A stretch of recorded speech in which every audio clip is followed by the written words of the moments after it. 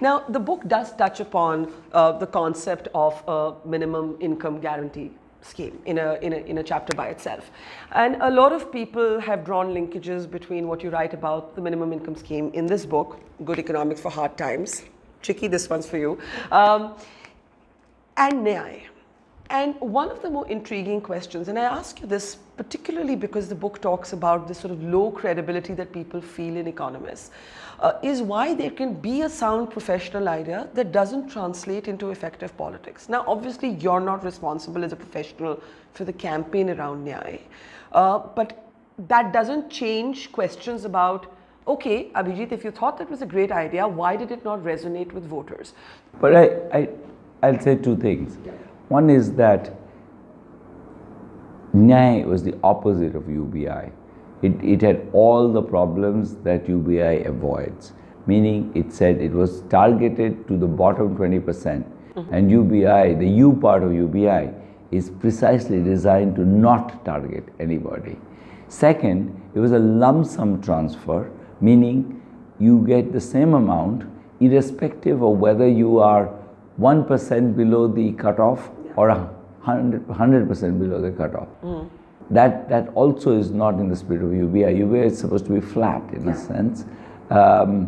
You're trying to, you would want to, if you wanted it, you would try to get it to as many people as possible. You wouldn't want to have somebody who is just below cross over somebody who's just above the cutoff.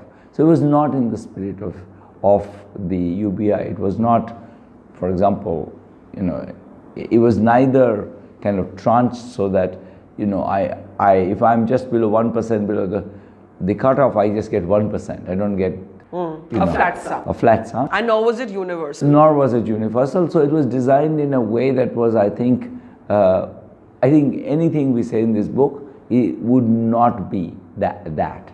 So we have a discussion of UBI, and we really mean universal with possibly some amount of, make it a little bit painful to collect so that you and I, we don't collect it. Yeah. Because, you have to stand in line and rub shoulders with a lot of other people who we don't usually rub shoulders with, alas, and we won't collect it. And so our guess was that we could get rid of 30-40% of the people by doing, if the amount is small and it's costly to collect, not everybody will collect. So it won't be universal, but the option will be everybody's. I won't have to go and say that, no, you Barkha, you are the one, you're eligible, but Prashanti is not eligible or whatever. That's not going to be an option. And that's one of the things that is attractive about UBI.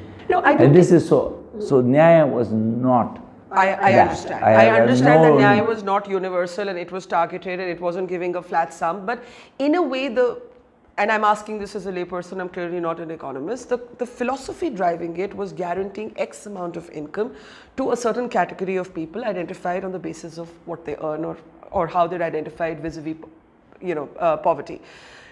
My question still remains. It's an idea that should have worked. Why didn't it work? No, remember, I'll say two things to that.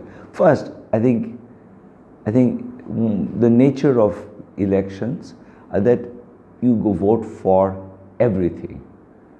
You vote for Mr. Modi.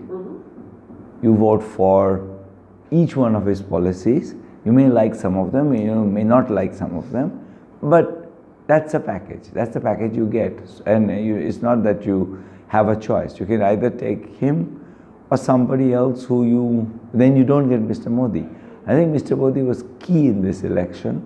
I think people really, and he is the only one who projected a clear vision of the nation, of being strong and whatever, against foreign incursions, and people responded to that. I'm not sure that meant that they said, oh yeah, and by the way, that NYAY thing that idiot Banerjee was endorsing, that's really why I'm going to vote for Mr. Modi. I wish they did, I would be flattered, but in fact it's not true. Actually, I found when I was traveling in the elections that most people did not know about it. Yeah. So there was no chance for it to actually be debated or discussed at all. Exactly, so I feel like I'm not vain enough to think that this was critical in that election. So I don't think anybody voted on that, and they're probably right, because I think the scheme probably would have evolved. If they had won, I think the scheme would have faced a number of political pressures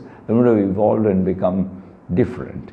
I think that's okay. I think they had to do something in that moment to signal what their priorities are. They thought this was a good way to signal their priorities, but I don't think it was, as a scheme, I don't think it was a great scheme.